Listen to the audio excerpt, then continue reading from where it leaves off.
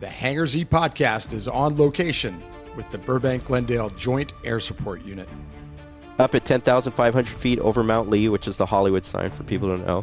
And a unit puts out a failure to yield, and I type in the address, the camera slaves to the call, or the location. There I see the unit with its lights on and everything, and I see the car. I switch to FLIR, I see the car that he's chasing.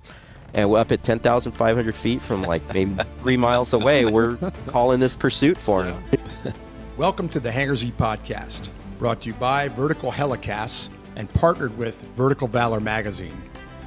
In this two-part series, Jack Schonely and Jon Gray are on location inside the hangar of the Burbank Glendale Joint Air Support Unit. Pilot Pat Hamblin from the Glendale Police Department and pilot Steve Conaway from the Burbank Police Department provide insight into the inner workings of this unique unit. Both of our guests have very interesting journeys into law enforcement and aviation. We discuss training, the benefits of the combined unit, airspace, cooperation with other surrounding air units, and the delivery of a brand new Airbus H125 later this year. The background soundtrack is brought to you by Southwest Airlines departing Runway 15 at Bob Hope Burbank Airport. John and I really love these hangar podcasts, sound and all. Special thanks to Massif Flight Suits for their support. Thank you to our sponsors, Metro Aviation, Robinson Helicopter Company, and Quantum Helicopters. Welcome to the Hangar Z Podcast, brought to you by Vertical Helicasts. The Hangar Z Podcast is the first and only podcast dedicated to promoting and exploring the personnel and equipment behind the missions in public safety aviation. Still southbound, skidding to a stop. Stand by here. Looks like you're getting ready to bail. Heads up, guys, bailing. Okay, the guy, he's running through the house, jumping the fence, through the shotgun, through something out. Grabbing the shotgun. Don't go over that fence. Don't go over that fence. Grab the shotgun again. He is armed. Stay there. Hold your position. I remember as a TFO, I was flying with a partner who was very comfortable in the wind, and I didn't even like it as a TFO. We're flying out over Victoria Gardens by the 15 and the 10 freeway. And I'm looking at his controls as a TFO. We're trying to work some call. I don't remember what it was. But his controls are going like this, and I'm going like this. I'm like, turn around. What are we doing here, you know? It's a challenging environment to do anything, you know? Yeah. But like you said, I was not comfortable with the winds. No. Let's go back. Like you pointed out, we're flying one night in the wind, and if you fly higher, you don't get the downdrafts coming off the hills. So just learning that. But there was one time there was a stolen vehicle over here, one of the motels in Burbank, and it was during the Santa Ana, so it's 35, 40 knot winds. He's flying. I'm the TFO. We're right here off the departure end of the runway. So as planes are coming in, we're having to offset in case, because they're doing go-arounds all night on the Southwest. And so we're looking for this guy who was first hiding in a hotel. I'm trying to do a FLIR search. He then starts jumps off a balcony, runs down. And so I'm wanting to stay there. And we probably could have gone in and landed, but it was a lot of fun. It's always nice when you get on the downwind side of that leg when you're trying to orbit. Right. You get blown like 2 miles down. Yeah. They come around. It's real slow. Yeah. It's like a roller coaster. It is like a roller coaster. You come around, half the orbits takes 2 seconds, half of it takes 2 minutes. Yeah. The wind is such a it's like the only big weather, compared to other parts of the country. Right. That's our big weather, and instead of thunderstorms or tornadoes or all this other stuff, we deal with Santa Anas, Yeah. And everybody's got a windstorm. And the marine layer. And the marine layer. That's right. That's right. The marine layer comes in and out, but everybody's got a wind stories, and and people remember them. Mike Hillman, I flew him to Palm Springs one time, and Mike's a retired deputy chief, and he still works out of the Mount. You might even know who Mike is. Oh, I know you. Mike's legendary. Yeah. And I flew him to Palm Springs for a conference one time, and we hit the Banning Pass and yeehaw. I mean, it was wild, and I didn't think a whole lot of it. I mean, it was like, this is pretty good, but like you said, in a helicopter, it's not as violent as in a 172 Cessna. Where you're. I mean, it's really terrible. But he still remembers that flight. And he did many flights. He was our captain at Air Support for a while. He did many flights. He remembers that. He brings it up all the time. And I always tell him that, I was used to the Banning Pass because my first cross-country solo that I got sent on was from Hooper Heliport to Daggett to Palm Springs and back to Hooper.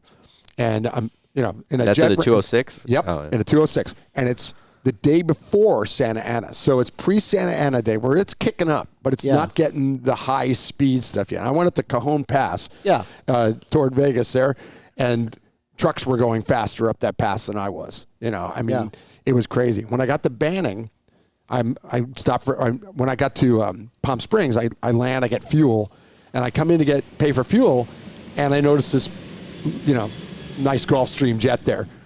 And I said, wow, who's that belong to? To the guy that's taking me in on the golf cart. And he goes, oh, President Bush, George Herbert Walker Bush, Bush 41. Yeah. I'm like, I met him one time in the Bonaventure Hotel years ago during the riots, briefly. And I'm like, where's the Secret Service? Oh, that's right, him. I went and talked to him and said, hey, when's President Bush coming back? And he says, normally I could tell you plus or minus 2 minutes.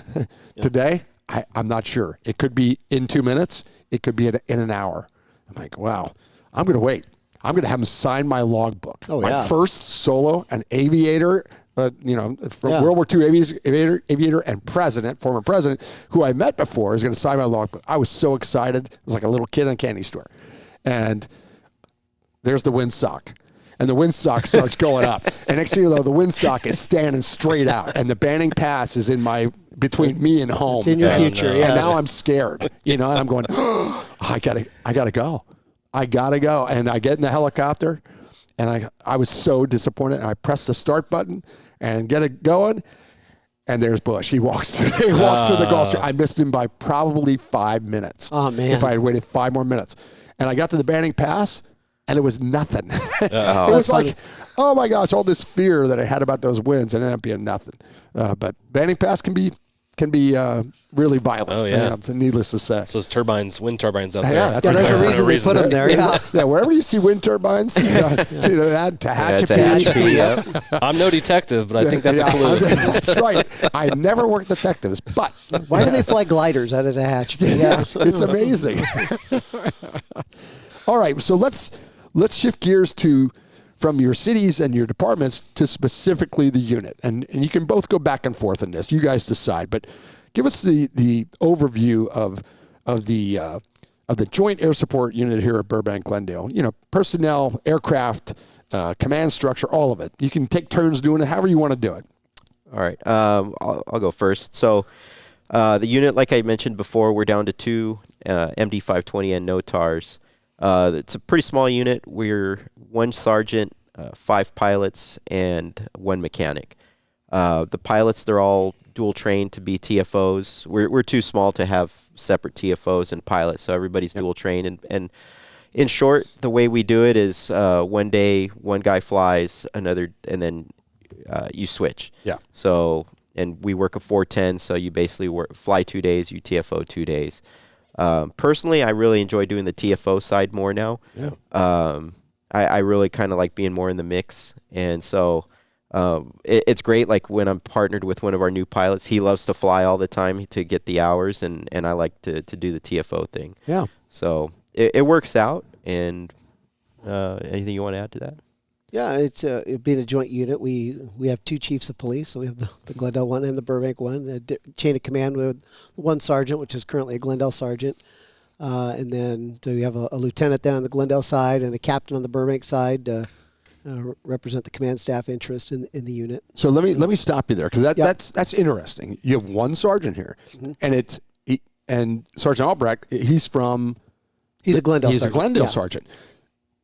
Does it go back and forth between Burbank and Glendale, or is and then the lieutenant and the captain, is it set in stone that that's the way it's set up, or does it rotate, or how does that work with command? It was originally designed that it was going to rotate a 3-year interval between a Burbank sergeant and Glendale sergeant. It's never worked out that way since I've been here. Since I've been here 18 years, we've had 1 Burbank sergeant. Okay. And that was for like 2 years, and then he retired, and then it's just Glendale has pretty much been like, we'll handle it, and Burbank's okay, you guys do it, because we're a bit smaller, so we don't have as many sergeants. And I think maybe they didn't really kind of think about like where they were going to pull a sergeant from that was going to do this for 3 years and then put him back at the station.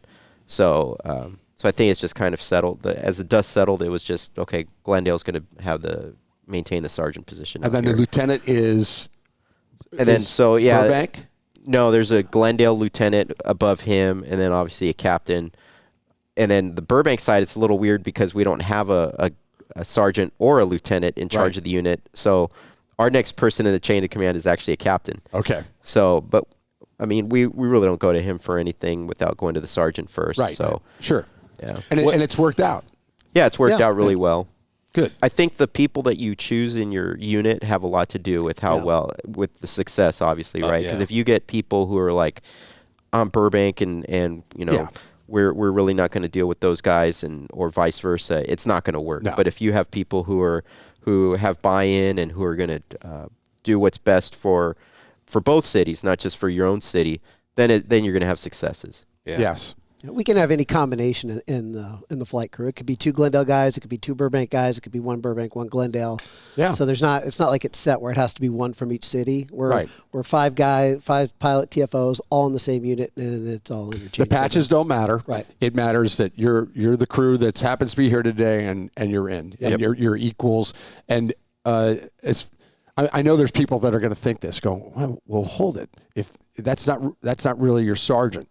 Well, yeah, it is, right? I mean, and it's a sergeant, period. It's not, well, Sergeant Albrecht is a Glendale sergeant. I'm from Burbank. No, that's your sergeant. I give him the same respect I would to any Burbank sergeant. And that works good. Right. Now, and I don't know this. I should have asked you before. The sergeant flies or no?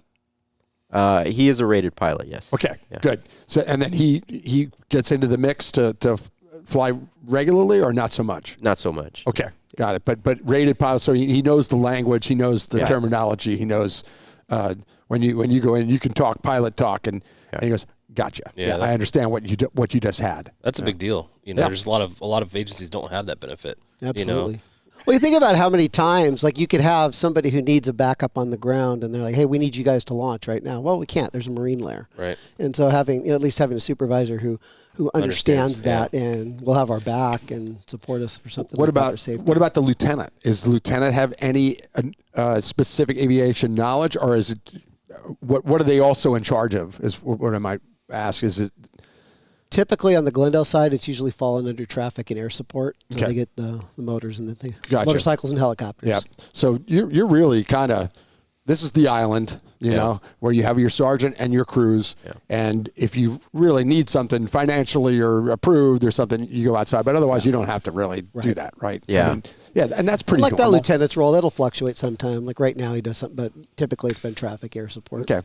I like the model. We've had a few conversations. Dave Ellis is one of them. Lee Majors from Leon County was another, where you're part of a joint project, a joint venture. So I think when it comes to the funding, the personnel, the staffing, and then the support from admin, I think those things are all huge. And we talked about Dave Ellis. It's nice to have support from 2 different administrations. Yes. You know, if one is like, oh, you know, I'm not sure if we can afford this, the other one might be like, hey, we need this. So I feel like there's more buy-in when it comes to having those dual administrations, as long as you're part of a unit like you guys in like Leon County and Dave Ellis at Spokane, that you're producing results. You know, you guys have withstood the test of time because you guys produce results. That's right. You do a good job.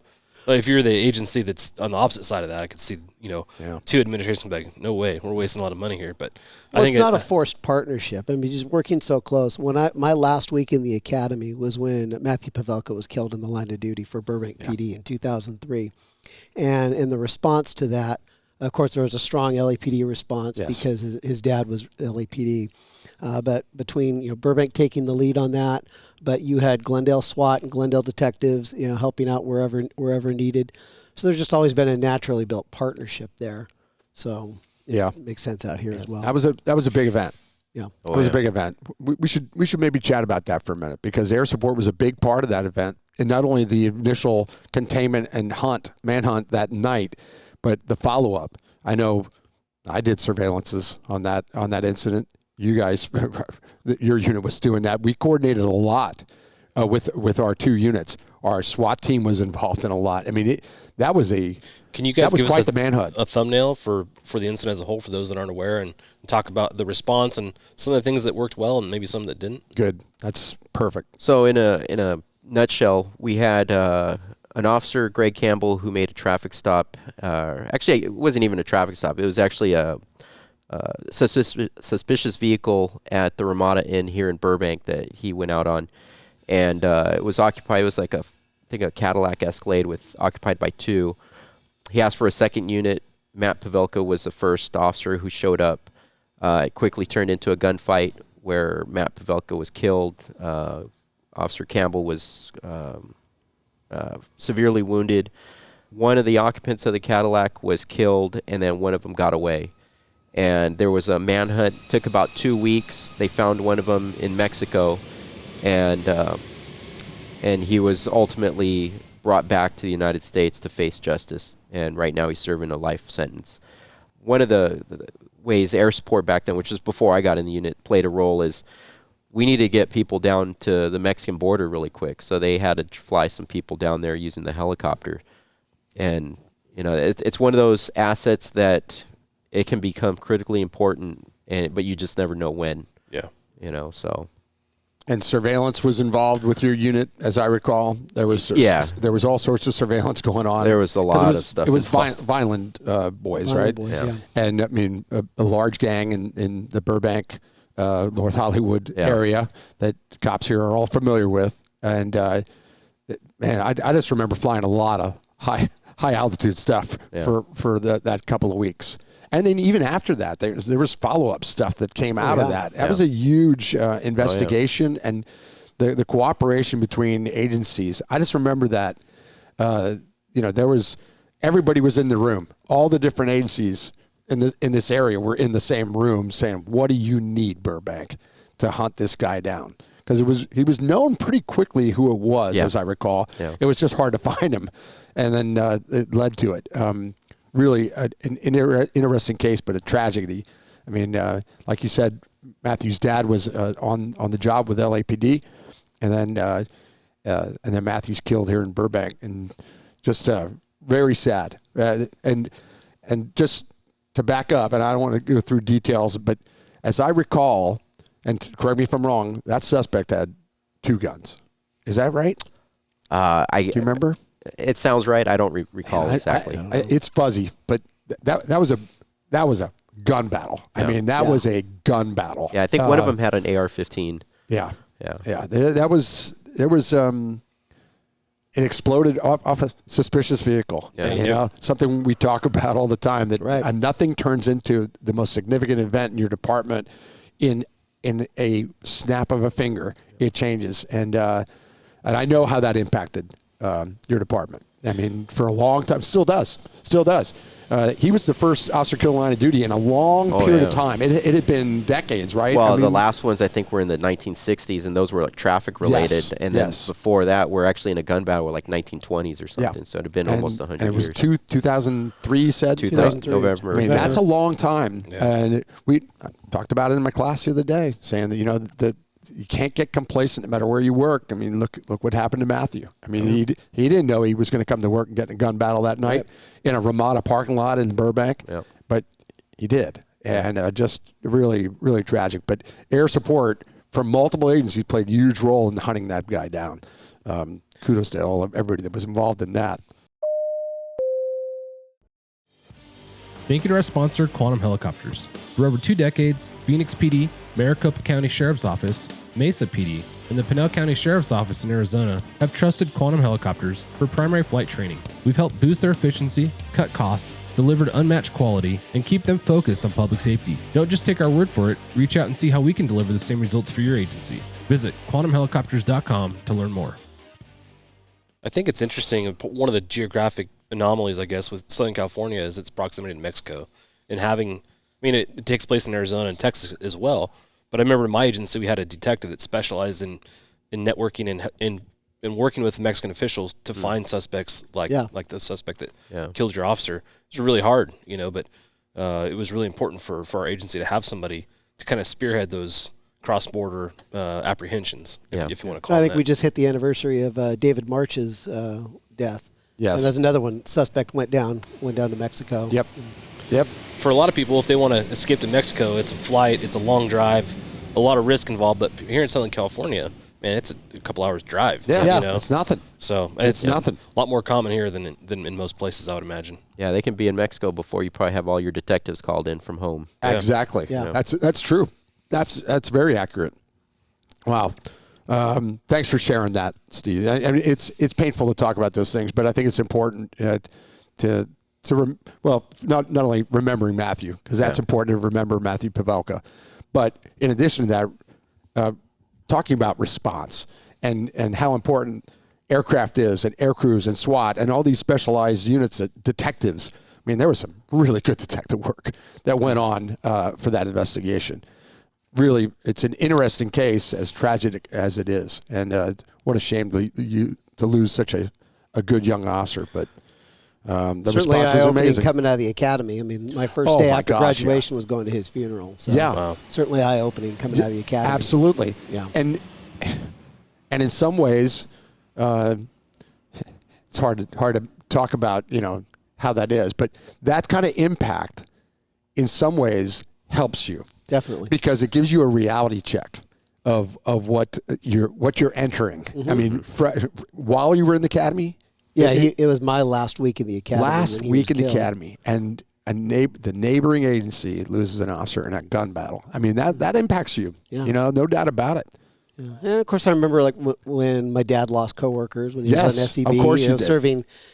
serving narcotics warrants or sure along those lines. George Barthel being one, Jack Williams being another one, and so that was always a reality. Yes. Growing up. Yeah. It's part of the job that it is a reality. We hate it, but we have to remember them and have to talk about it and learn from it and see if any good can come out of it. Because not much good comes out of it, but you got to find something. You brought up your class a minute ago. I think we haven't touched on it, but it's important to talk about why we're here. Oh well, Burbank called, and I taught here many years ago. Yeah. I can't remember when it was, but. Chief Albanese, he might not have been the chief at the time. He might have been the assistant chief. No, it would have been Scott LaChasse. It was Scott. So I know Scott LaChasse and Mike Albanese. Mike came to me at a retirement and said, "Hey, I'm told I need to hire you to come to Burbank." And I went and I taught a couple of days. And I really enjoyed it, and it was well received then.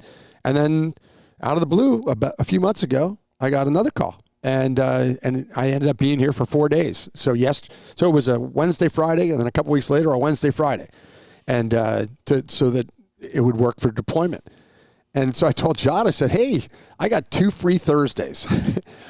We should do something, And our wheels start turning. We go, well, duh, Burbank, Glendale. I mean, I'm going to be in Burbank, and that led to this today. So cool. It worked out great that we could be together, be in a hangar, which we love. This is how we'd love to do it, every single episode. But it worked out in between classes to come and grab you guys to do a podcast. But the class has been great. Tomorrow is day 4 of 4, and the response from your department's been amazing. Even had some visitors from other departments. Simi Valley sent some canine guys. I mean, it was really nice. A lot of young officers. Yeah. I mean, the front rows are filled with young officers, and I'll just tell you that I told each day I've told the people in the front row, hey, I'm gonna ask you questions just so you know, and I'm not doing it to embarrass you. It's not because you're the new guy, but it is because you're the new people, and I want you to respond to it just honestly and whatever you think. Right. And there's no right or wrong to these answers. They've done phenomenally well. I mean, I've asked them about FLIR things. Well, what do you think? If I tell you this about FLIR, what do you think? I hop in a trash can, close the lid, and you hit me with FLIR. Do you see anything? I don't think you do, sir. That's right. You don't. It's going to take a while. Things like that. Things like that. One of them yesterday, I asked him about a perimeter on an officer down and said, do you have any concerns about this perimeter? What pops into your head about this containment? It's a huge containment for a dead police officer, and we're looking for the bad guy. And he got it. He said, why didn't you go east of Western? And I went, oh my gosh. And everybody in the room, there's like 50 people in the room, said, the newest guy on the block just figured that out. Why didn't, 200 cops that day figure out that we should have gone east to Western? I mean, that was impressive to me. And I really, so needless to say, they got Hangar Z stickers, as a reward. But it's been good. It's been good. I'm a huge proponent of that class, and I know you've taken it one or two Well, I've times seen before. it when you came out to Glendale, Yep, Glendale. 2012 or so, Yep. and then you did a portion of it in the LAPD aircrew course Sure. as well. So I feel like it doesn't matter if you're early in your career or later. I think the more times you can take it, the better, because it applies to you in different ways over the course of your career. Early on, you might be drinking from a fire hose, but you're learning some important lessons. And later on, it applies different, right? The things you learn are different from the first time. And you think about where we sit today, our culture, our climate with law enforcement. A lot of folks aren't as proactive today as they used to be, just because of the nature of the job. Yeah. And because of that, we're not involved in as many perimeters. I would say that's a generality, but I think most agencies across the U.S., if not the world, are doing less of that kind of work. So now, how much more important is that class for folks to come in and learn the tactics that surround that course? Yeah. That was kind of a pun, I guess. but I love that class. So if you're an agency that is looking for solutions for training ideas, really consider Jack's class. It's one of the best classes I've ever taken. It was when I was trying to get to aviation. It was the one class people said, you have to take this class. Yep. It'll help you prepare not only for the job you're in now, but to go to aviation. And it was 100% true. I loved it. So I don't know if you have anything to add to that, but that's kind of my thoughts. From the patrol guide to the detective to air support, it's universally applicable. It's great information. Well, I mean, you think about there's a Resi Berg, and you're the new officer who's 1 week off of training, but you're first on scene. That containment is going to be incumbent upon you to set that up, to say, hey, I'm going to need a perimeter. I need units at these 4 spots. And if you have a point last seen, that's great as well.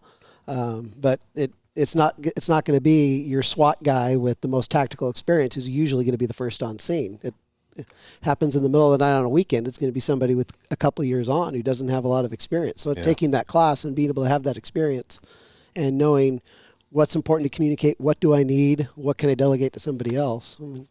I think it's easy to think, well, it hasn't happened yet, so it's probably not going to happen in my career. You put your blinders on. You hope it doesn't happen. You never know. Like you said, you never plan for that to happen. Yeah. You don't go to work thinking that today I'm going to be involved in an OIS. Nope. And there's going to be a suspect outstanding, and I'm going to be the one that has to coordinate this. Yeah. So prepare now. Don't wait. Yeah. I appreciate that, and now I'm going to have to hit the ATM to carry you guys. But with that said, I agree with what you said about there's fewer perimeters. There just are, because there's less observation police work going on, and I understand why. I don't like it.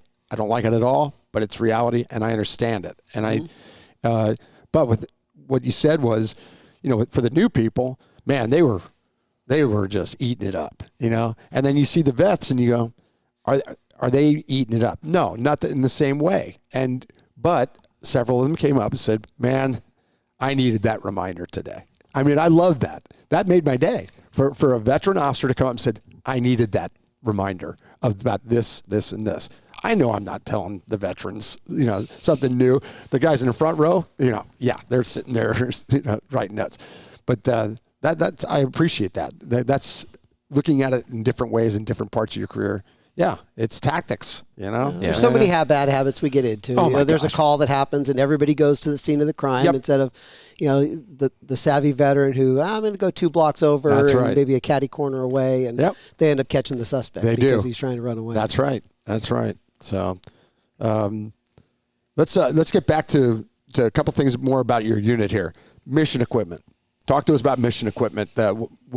Is it the same on both aircraft? What do you have in there? Fill us in on that. So we use the MX-10 camera system, which we've had since 2017. And when we switched to that, I think that was probably one of the biggest game changers for us. It's just such an excellent camera system. You guys used it at Ontario, right? Yep. And it's just, we got the spotter scope, and it's coming from the old FLIR 8000s, much clearer images, higher definition and everything.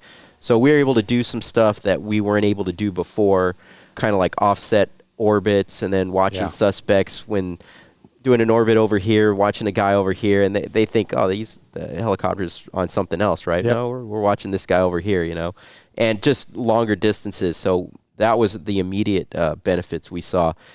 As far as radios, we've got the Technosonic 9000, so we've got 3 UHF frequency or radio modules in that. So we're listening to Burbank, Glendale, Pasadena all at the same time, plus CHP.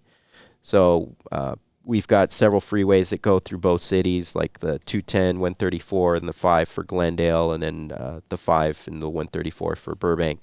So it's nice to have that awareness of what CHP is doing. Sometimes they have a pursuit coming down. We can let the units know. And it's funny because sometimes it's like all roads lead to Burbank, because just the other day we had a pursuit coming down from the 14 to the 5, and I just let them know, the dispatch, hey, there's a pursuit coming through, just information only. And I'm thinking, it's just going to keep going down the 5. Nope, gets off at Hollywood Way, and now it's in town. Yep.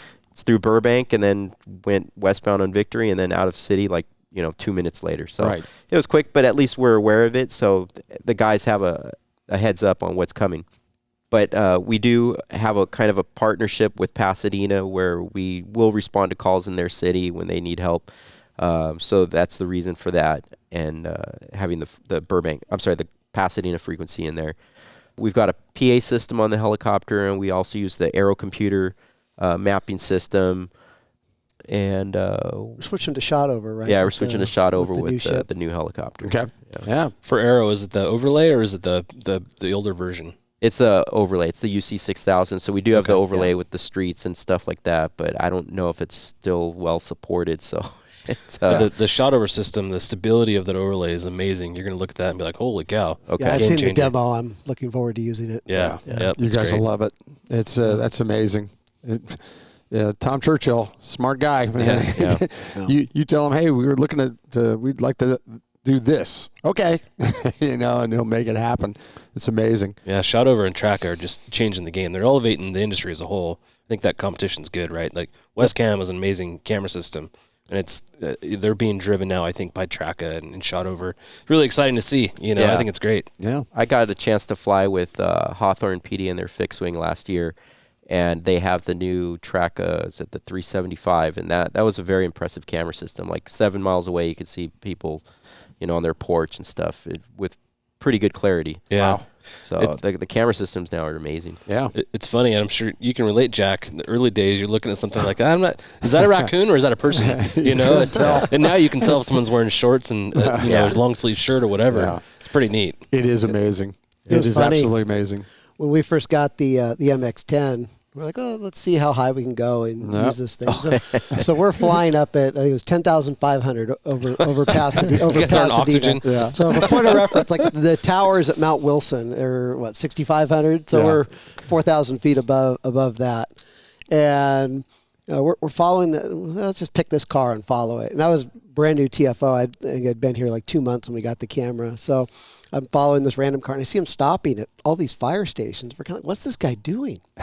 So eventually we're like, let's call in Pasadena, have them stop this guy, see what he's up to. Well, it turns out they have like parking. That's where they get their temporary parking permits in Pasadena. We didn't know that, but Pasadena comes in, they stop the guy, and I think we'd come way down in elevation. We're down to now like 7,000. And this is great. And the Pasadena guys, hey, Air 100, where are you guys? So, we're up here. Don't worry about it. None of your business. None of your business. We're here. That camera is amazing. Yeah. Well, another guy, he was a new pilot I was training, and I'm just letting him fly, and he decides, this is like late at night one night, he decides to go up to 10,500 feet. And I'm like, for me, that's good. I'm like, it gets him comfortable with going high, because some people don't like going high. So we're up there, up at 10,500 feet over Mount Lee, which is the Hollywood sign for people who don't know. And a unit puts out a failure to yield, and I type in the address. The camera slaves to the call or the location. There I see the unit with its lights on and everything, and I see the car. I switch to FLIR. I see the car that he's chasing. And we're up at 10,500 feet from like maybe 3 miles away. We're calling this pursuit for him.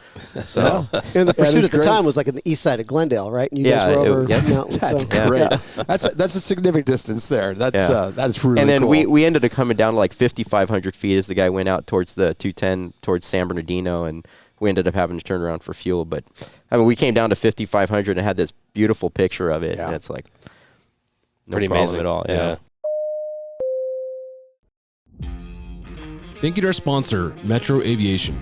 Metro Aviation, the world's largest family-owned aeromedical operator, offers comprehensive aircraft services. With 160-plus aircraft, in over 25 states. The Completion Center installs medical and law enforcement kits and avionics, serving diverse aviation needs including offshore, utility, VIP, and corporate sectors. Talk about cameras enhancing safety.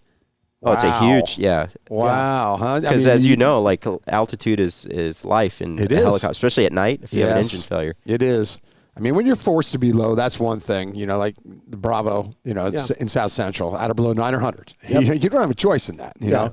But you could go to 7,000 and probably do the job with the technology today. Yeah. I mean, you could. It's amazing. But it's fun. You're up there flying a surveillance and you see a 777 coming into LAX in your monitor. So. I remember doing that downtown LA area one time. We're up at like 5,000, so not super high, but the arrivals coming into LAX over the ocean, I don't know where they're coming from. Yeah.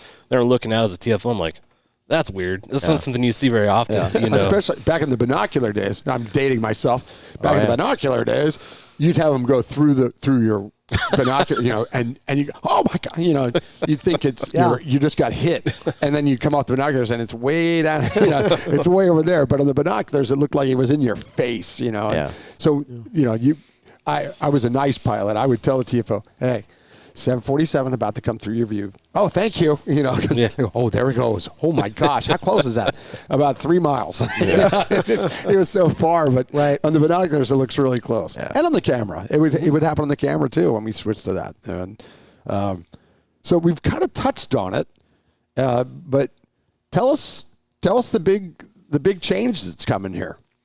So later this year, we have an order in for a brand new H125. It's currently being built in Mississippi. We've got pictures of it. It's been painted. So that's the biggest change for us. We're switching platforms. Unfortunately, MD is no longer making the 520N. It's my understanding they're not selling civilian helicopters anymore. So we had to make a decision on what we were going to do, and the industry standard being the H125, the A-Star, we decided to go with that. So we placed an order late last year. That was one of those things that was a little difficult because of two cities. Now you got to go through two kind of different levels of bureaucracy to make that happen. But the right people were in the right places to make that happen. So the order was placed, and we're expecting deliveries sometime later this year, maybe between October and December. Very exciting. Yeah. Big change. Yeah. Big change. Yeah. But in a lot of ways, you guys have been very loyal with MD. You've had them for a long time, you know, and 30 years, and been very happy with them. But like you said, you know, when the support disappears, you got to make decisions. And you know, the Airbus platform, you're going to like it's nice and roomy. Yep. That's one thing in there. You got some elbow room, but. What's that getting equipped any differently, equipment-wise? How are you equipping that? It's a similar package, but because of the room, we're going with the LifePort system. That's great. That you're familiar with. But other than that, it's going to be pretty similarly equipped with the MX-10 camera, Technosonic radio, the Churchill upgraded to that. Yeah. We're not getting anything like a hoist or anything. I don't think there's enough business for us for that to justify That's probably best. Yeah. Well, the nicest features is that little switch that says AC on there. Yeah, looking forward to that in July and August. Our 8C right now is taking the doors off. Yeah. But yes. And going to 10,000 feet. Yeah. That's going to be a big difference right there. Yep. I didn't even think about that, John, because I was spoiled, you know, reading that. But that's going to be a big difference in the hot valley days. Yeah. You know, because there are days when it's 110 here. So fantastic. That's really exciting. And I won't disclose it, but you can if you want to. But I saw a picture of it the other day. I think I told you. Yeah. I love the paint scheme. You don't have to say anything because it may be, you know, the debut, but I loved it. It's a beautiful looking aircraft. I love the paint scheme choice. Thank you. And you guys are going to be happy. That'll be great. Yeah, it looks sharp. But boy, oh boy, you're starting in a new airframe, so that's going to affect certainly both of you. But as the CFI, talk about that. We're all going to be going to the factory school in Texas in September. I don't know if this is official yet, but hopefully we're going to have Eurosafety come out and do like an instructor course for me and whoever else, maybe Pat, who also is probably going to be a CFI here soon. Yeah. And maybe one other person. And, I'm looking at retiring soon, but I'd like to stay on in some capacity as an instructor and helping out any way I can. So it's exciting for me because a platform change obviously is exciting to anything. And getting the training obviously is fun. I like the challenge, so it's definitely going to be a good thing. Good. And I was going to specifically ask you about it, but Steve brought it up. You're going to be a new CFI soon. You're scheduled. We'll see. I got the check ride schedule. We'll see how that goes. But you'll be fine. Let's not jinx it yet. But that's coming up. That's coming up this summer, right? Yeah. And how's that going to change your duties? Initially, probably not all that much. Right. But eventually, eventually possibly. will. Steve threatens to retire at some point. Yeah. So there's always going to be training. One training new TFOs and their role as tactical flight officers, but then just our regular emergency procedures as pilots and being able to sign off on those, and as eventually we have new pilots out here training them as well. Right. Fortunately, we're going to be in a spot right now where after Steve retires, the 4 people we have will all be experienced pilots to some degree. So that's helpful to have, especially during a period of transition. Absolutely. Talk about your duties, your CFI duties here. I mean, are you doing the check rides, or is it outside? How do you handle currency and things like that as far as your role in that? So I do the recurrent trainings, which is auto rotations, emergency procedures. I've done training to get a couple of our pilots, like Pat and another pilot, get them trained up for commercial ratings, because that's also a little bit of a pay bump for us. We recently, almost 2 years ago, acquired a simulator made by Platinum, and the idea with that was, after the Kobe tragedy, is getting this tool so that we can teach for inadvertent IMC and doing some instrument training and stuff. And that's been an incredible tool, because it's equipped with, similar to our helicopter, where it's got a Garmin 530 in it, a GTN 650 in there. One helicopter has one has the other, but at least now you can kind of go through procedurally on what to do, how to set up an approach, how to fly in the clouds without just using reference to your instruments. So that's been a very good tool. Our sergeant was instrumental in making that happen. Yeah. Then I heard... I know what you're going to say. I'm reading Steve's mind. Yeah. Right now. Then I heard about you guys in the Loft Dynamics one, and that was... I got to make it down there yet? No, it's got to do that soon. You got to. Yeah. Both you got to get down there. Yeah. Call Kevin Gallagher, and he'll show you the ropes. Yeah. It is. Have you flown it? No. At a HAI or any VAI? I just saw it. I didn't. Yeah, we saw it, but there was a line of people. So amazing. Yeah. Amazing. Yeah, I mean the goggle idea. I mean to switch to that as opposed to screens. Yeah. It's genius. It's a game changer. Yeah. It just it really the depth perception is improved. There's all sorts of little things, but you can see your hand. When you put your hand on a button, you can see your hand, touch it, and point. And you can look over, and there's a person sitting next to you. And there's nobody there, but on the goggles, there's somebody sitting there. There's a ride along in the back. I mean, it's amazing, and it feels exactly like that 125. Yeah. I mean, the hydraulics off. Kevin put me through that back before the Chile fly-in, and I couldn't believe it. It was like, this is exactly how it feels in a real helicopter. I mean, they have done a great job. That's outstanding.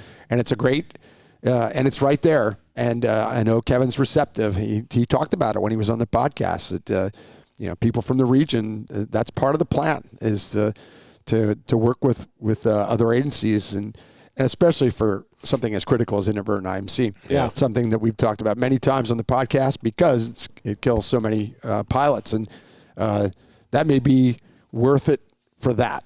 Yeah. Just like you said, I mean, it was the first thing you mentioned with the simulator, inadvertent IMC. Yeah. That's worth gold. I mean, if you can save one pilot, that gets into that from having some experience in that, that's worth it. So, and we've seen people who have no instrument training whatsoever go in there and they're able to do an approach. And before they start, the helicopters doing all these weird things. Yeah. And then after practicing a little while, they're able to shoot ILS approaches into Burbank. Yeah. Yeah. So isn't that amazing? Yeah. Yeah. You get exposed to it, and you practice it a few times, and next thing you know, you go, I can do this. Right. Confidence goes up, Yeah. and now you're not scared of it. You respect it. You're prepared for it. Yeah, you're in prepared case- for it, and you respect it. But you still I think it exposes you to how, in the beginning especially, how challenging it is, and where you respect that Marine layer a lot more, and you go, I'm not messing with that. Yeah. I'm not getting near that. So, and that's a good thing. Yeah. I think when I talked to Brian Smith about that, he said how, the number of inadvertent IMC accidents is going down, and it's because of the efforts that have been put forth in getting people to avoid it. Yeah. Not only training of getting into it and getting out of it, but avoiding it in the first place, respecting it, and understanding that it can and will kill you if you don't do the right things, and that's a good thing. Yeah. So that's great that you got the sim, you're using it for that. But yeah, definitely call Kevin and check that out. Boy, the time is flying. But let me ask you about a couple other things. What your relationship with Pasadena? Now, Pasadena we talked about this earlier, is kind of the third city in that triangle. They have their own aviation unit, but you guys coordinate with them somewhat in launch and recovery. Is that an accurate way to put that? Describe that relationship and what you do so that you have coverage. Our schedules are staggered so that we're up on patrol, they're down. When they're up on patrol, we're down. There's some other factors that get thrown into that. They're part of the FAST program, the Foothill Air Support Team, where they contract with all the other cities out there along Pasadena. So if one of their cities calls, they may launch for that. But if we're up and we hear there's a Resi Berg in South Pass and they're going to go, we might start that way till they then respond, because they're contractually obligated to respond to that. But we try to stagger our flight time so that we can get coverage in both cities. When we're down, if there's something that happens, an emergency call, not just a roof check or a yard check, but if there's something legitimate that's going on in Burbank or Glendale, they can come over and handle that until we get there. If it's going to be a sustained operation, or if it's a pursuit, they're not going to wait for us to launch, so they can come in and handle that. But you would launch. So Pasadena would respond to you're down, Burbank or Glendale gets in pursuit, they're over it. You would launch for that and relieve them. That would be the plan. Yeah. Okay. So it isn't just like, well, they got it. We're going to take care of our own. Your people. And sometimes the it depends. I mean, we may get them on a frequency called AirTAC, where we can communicate directly with them and say, hey, do you want us to launch? Because they, obviously when you're over it, you kind of get an idea on what's going to happen. Sure. Like, hey, this guy's driving too crazy. They're probably going to cancel the pursuit or something like that. And they'll tell us, we got it. Or if we're low on fuel or something like that. Sure. And, we'll go up or we'll stand fast or whatever. That's good. That's a good relationship. I think that's important for people to hear, because, having that relationship and staggering the times, it's just smart. You're using what you got, and they're using what they got, and you combine them, even though you're separate agencies, and you now have coverage that you would not have if you didn't have that relationship. It's not that far away. No. It's a 5. If you're pulling the collective, it's a 5-minute flight from here to the Rose Bowl or vice versa. Right. So yeah. You brought up the AirTAC. The frequency, I think, is important. I don't know that everyone in the U.S. utilizes your air-to-air in the way that we do. What I think is interesting is, all the base stations and in flight as well, you're monitoring one frequency. We've all agreed that we're going to monitor. That way, if there's something that needs done down the road, you can preemptively ask for help. And I remember being in the hangar pretty late at night, and you'd hear someone coming from LA County asking for any available air crew to assist with the pursuit. And we're 10 minutes east of where that pursuit's taking place, so we can get up to the helicopter, fire it up, and be up over the top of that when they get overhead. So I think that those types of it's not CRM, but having those assets and those resources available, I think are important. I think it's just getting everyone on the same page. Yeah. And I think we take that for granted here, that there's these essentially two frequencies that we use, but I don't think everyone uses that. So if you don't use that, I'd recommend coming up with a frequency that you guys agree upon to monitor, and then pay attention to that. Yeah. Then you got them both on the aviation side, and then AirTAC it's a law enforcement, it's a police channel. So any dispatcher in any city can hop onto that, and any airship available. One thing I'd like to touch on is, and I think you've both done this, TFO training. We talked about that. Talk about being in the air, being a TFO trainer. Give us your thoughts on that job and that mission of training a TFO, where you're the pilot and you've got a TFO in there and you're training them. Very challenging because you're kind of doing both jobs, right? Especially with a very new TFO, and you're trying to explain to them everything. And I'm a big believer that communication is key, so you need to be very clear on what you're saying. So I'll tell the guys, look, when I talk about the buttons, I'm talking about the buttons on top of the controller, and then when I talk about switches, they're going to be the ones on the face. Yeah. And then you have to memorize where the switches are that does what, so that you can tell them, hey, okay, now the zoom is going to be on the top left switch, so push that up to zoom in. Okay, and then they can do it, because you're going to be busy flying the helicopter. You don't have time to, here, let me grab this and show you. Give me that. While I got the cyclic between my knees, So it's very challenging. Again, I really like the challenge, but it's very rewarding at the same time. I've been very fortunate and honored to train everybody in the unit right now. And what is really amazing is when these guys, like especially Pat, Pat and I are both nerds. When Pat is teaching me stuff, hey, try this or do this, and it's like when the guys that you taught are now teaching you stuff. It's like the old saying, what Darth Vader became the master or whatever, right? When the master becomes the sensei. Yeah. So it's fun, and it's very rewarding. I look forward to Pat being able to do it, and he's going to have that same experience, that rewarding feeling of teaching these guys everything that he knows, and then they're probably going to teach him some stuff one day. Sure. And then just even maybe developing different tactics, here and there, that doing things different. Like, I don't know if this is anything that other agencies do. I'm sure it is, but we call it the offset orbit, like we talked about earlier, where the camera will pretty much geo-lock onto a place on the Earth, and then we can do an orbit over here and kind of deceive the crook into thinking that we're not even looking at them. Yep. I remember one time we had a guy who was tagging along the train tracks here in Burbank, and it wasn't just spray paint. He had the whole brush out. Oh, yeah. We're flying along, and he looks up at us, and he watches us to see if we're watching him. And so we started orbiting something else. Like we're half a mile away or a mile away. And so he's like, oh, good, they're not watching me. And he starts painting again. And then we're directing the units in. And like, okay, That's great. Surprise, surprise. Thank you to our sponsor, Robinson Helicopter Company, the choice for unrivaled safety and reliability, so you can accomplish any mission with confidence. For more than half a century, Robinson has been at the forefront of the helicopter industry. From the R-22 to the R-66 turbine, Robinson makes helicopters accessible so more people can accomplish more missions. Climb higher. For additional information, visit www.robinsonheli.com. There's so much that goes into teaching a new TFO because there's the technical side, how to work the map, how to work the camera, how to work the light, how to put them all together. Yeah. And then also knowing where you're at. So as you're seeing these guys on the ground, like, do you know those majors down below you where if you see, shop 123 coming eastbound on Glendale, so you can tell him where to stop to set up the backside of your containment. Yep. And then being able to talk in clear and concise language.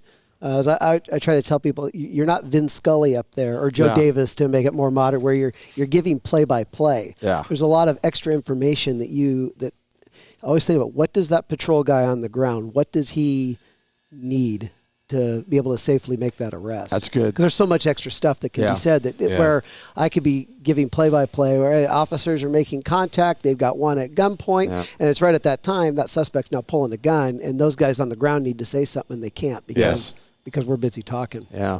It's a tough job. TFO trainer is a tough job. And as I'm sitting here listening to you, Steve and Pat, and talking about the technology part of it, I'm thinking, wow, that was a part that when I was a TFO trainer, that was a part that was very limited. It's much more complicated now. That's a whole new element that you have to add to the normal stuff. Or where are you? And being clear and concise and talking and describing things. It was the most challenging job that I had at Air Support, was training brand new TFOs. But you said the key word. It was rewarding as well. Yeah. It was very rewarding. You look back and you go, wow, you had an impact. The fact that everyone in this unit has an impact from something you did, that's really cool. It's mostly positive. Mostly positive? Yeah, mostly. And, has he signed you off to go for your CFI? Not yet. Not yet? Okay, just checking. Are The you one going in September? Is that the one you're talking about? Of 2026? Yeah. After I'm gone. After he's retired, yes. Are you that close? May 1st of next year, so. Really? Wow. It's official. Well, nothing's official Okay. until it's official, right? Okay. Or until it happens. But that's what Burbank you're HR, looking at. That's the if you're plan, listening, yeah. it's not. Yeah. So that's what you're looking at, though. Yeah. Interesting. And what will that give you? How much time? That'll be 27 years. Okay. Yeah. Wow. Very cool. And how much of it here? 27 here and then 2 with the sheriffs. Okay. Yeah. But 29 total. How many here in the unit? In the unit, it would be 2007, so 19 years. Okay. Yeah. That's wow. cool. That's a good run, man. Yeah. I mean, it ain't Tony Weber numbers. Tony's laughing. Tony's going. Tony also flew with look, he also flew with the Wright brothers. That's so. right. Yeah. He liked Wilbur better. I don't understand why anybody would leave this unit I know. Yeah. by choice, Yeah. It is funny, when you leave, there will be regrets, of course, but there's also some positives that you don't even know about yet. And that's how you have to kind of look at it. Yeah. It'll be interesting. But I can see positives on retirement. I don't see leaving the unit to go do something oh else. no. No. Oh, Yeah. absolutely not. Yeah. Yeah. I see. I missed that. Yeah, you're right. Because you know why I missed that? Because who would do that? Yeah. I mean, no, nobody does. I know people that did, and Regret it. You look at it, some of them regretted, some of them didn't. Yeah. But I looked at it and went, "You're crazy." Yeah. Why would you leave this? Every now and then you'd have Hillman. I remember coming to me and giving me the promotion talk, and I just sat there laughing at him. Do you know who you're talking? Are you serious? Why would I do that? I mean, I'd have to go out and work graveyards, doing projects as a sergeant out in the field and fight to get back here someday. Maybe. No, thank you. Yeah. And take a pay cut? No. It's funny, but let's end with this. Two things. Tell us in these final minutes, quick thumbnail, most impactful incident that you've been over. Pilot or TFO, doesn't matter, but here at the aviation unit, most impactful incident for you. It's time for your Heli Life giveaway buzzword. Listen up and remember this word because you'll need it to enter for a chance to win exclusive Heli Life gear. Ready? This episode's buzzword is response. Visit contest.verticalhelicasts.com to enter the buzzword. It was probably an incident where one of our friends who recently promoted, and we'll give him a rough time about promoting, but he was flying, I was the TFO, and we were watching a Resiburg suspect, actually out of the area. He'd started in Glendale, had gone out of the area, and they knew he was up to no good, but because of where he was going on foot, they couldn't follow him. So we were overhead on surveillance. And so we see him for spending 45 minutes to an hour crawling around houses, looking through windows, and eventually makes entry into a house. Well, it ended up being a home invasion because there was somebody home. And we see him on camera point a gun at the resident and then take off running. We were both fully expecting to see a flash off on the infrared. And praise the Lord, that didn't happen. Yes. The suspect takes off, and the units in the area ended up becoming a pursuit. And then, so I was going through West LA and then Pacific, and then we had to pull off for fuel, so we only had so much time. But suspect ended up being in custody. Recovered the gun. Incredible. Yeah, and we were off doing offset orbits at the time. Yeah.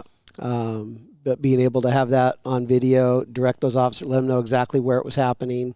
And where he was. What prison is that guy spending time in right now? Jack may have waved at him when he drove by. Pelican Bay?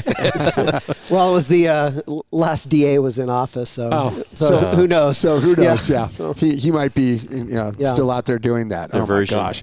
Wow, that's a good one. That was a good one. That's a really good caper. Very cool. It's so crazy to think about the things that we see. Yeah. With your own eyes. Yeah. Usually you hear about it over the radio. You're like, oh, this happened. We actually see it in aviation, which is wild. Yeah. Steve, most impactful? I mean, there's been so many. Sure. But one of them that just really stands out, and I think it really kind of exemplified our value was a few years ago. I was working with one of our guys, Jason Embleton. I was flying, he was TFO, and like 4 or 5 guys went into, I think it was one of the stores at the Glendale Galleria and made off with like $54,000 worth of handbags, and then they just loaded up their car.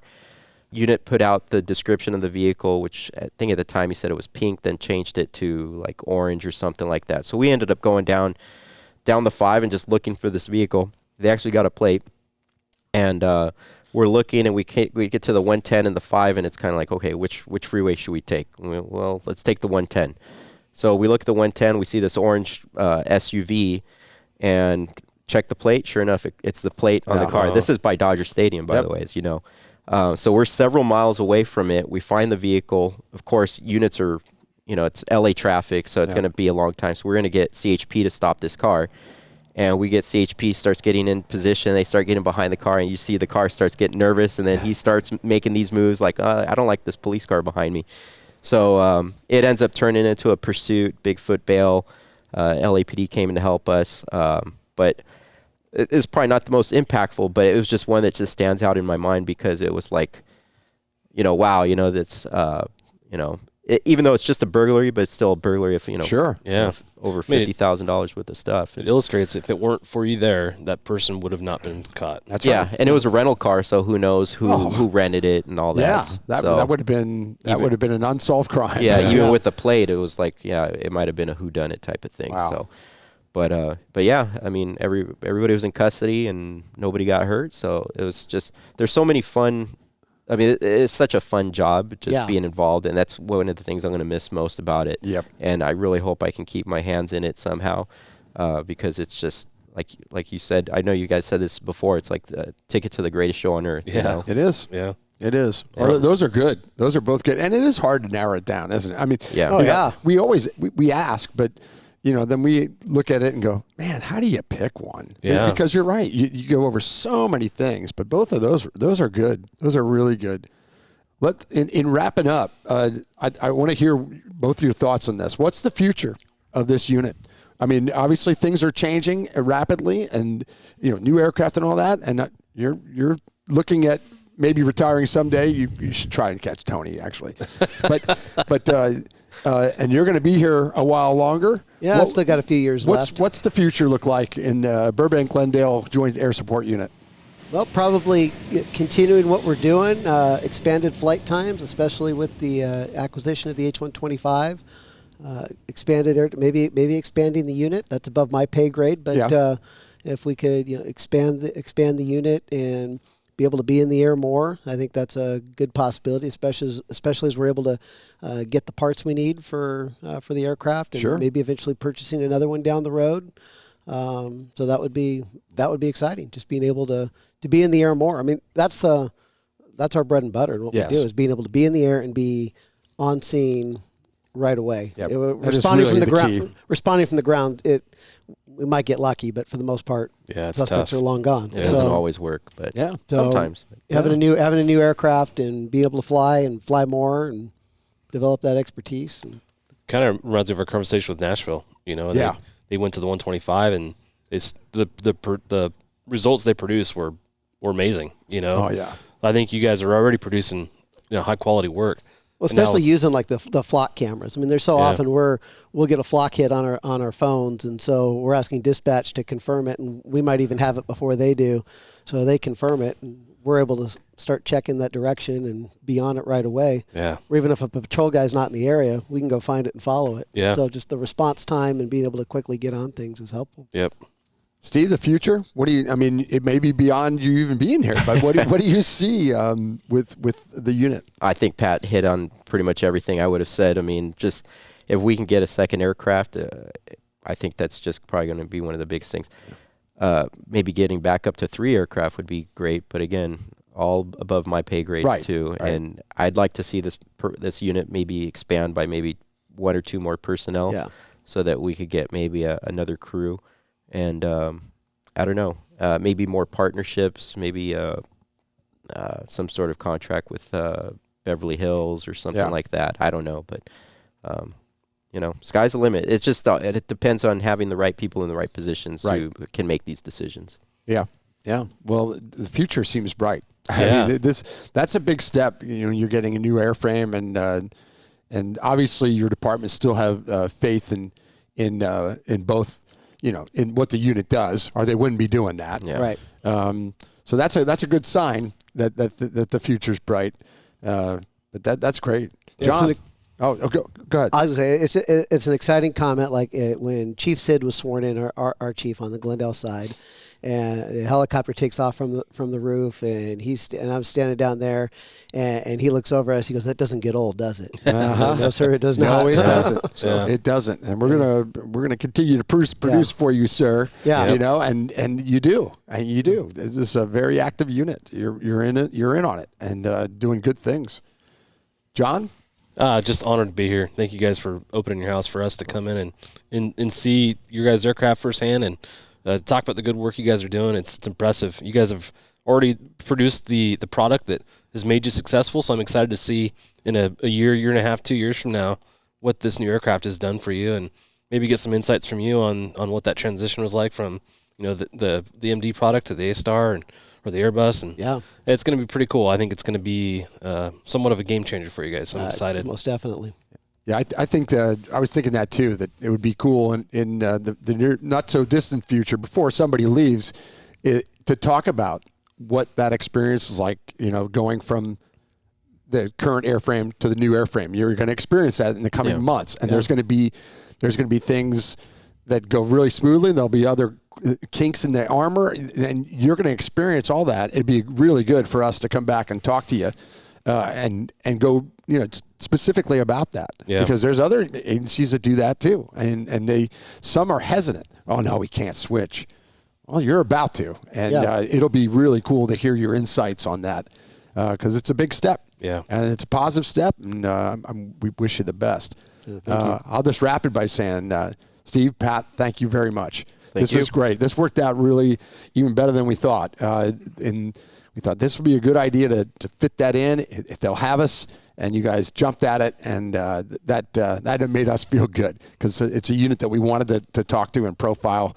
We talked about it before, and now we had the opportunity to do it here, which is really cool. Yep. Jet noise and all, because it makes it realistic. We talked about it before we started recording, how we like the jet noise. Yeah. We like the noise of a hangar. This makes it feel like home, and we're thankful that you invited us into your home. So with that, go ahead. The essence of jet fuel, you can't forget that. Oh yeah, yeah. There's that too. So Steve, Pat, thank you very much. Thank you. Appreciate it, John. It was great to see you in person. Yes, sir. I'm going to put my hobo bag back together and head out. Get back on the train. All right. All right. Well, we'll wrap things up. Thank you for watching. Thank you for listening. We appreciate all of you that spend time with us regularly. It warms our heart to hear from our listeners, and to hear about your love of the conversations we have with people like Pat and Steve, and we'll just keep doing it. Yes, if sir. that's okay with you, we'll keep doing that. Yep. So with that, thanks for watching the Hangar Z Podcast. See you on the next one. Cheers. Thanks for joining us for this episode of the Hangar Z Podcast. Don't forget to like and subscribe to hear more stories that promote the personnel and equipment behind the missions in public safety aviation. Lastly, stand by for a message after a word from our sponsors. Cheers. Thank you to our sponsor, Metro Aviation.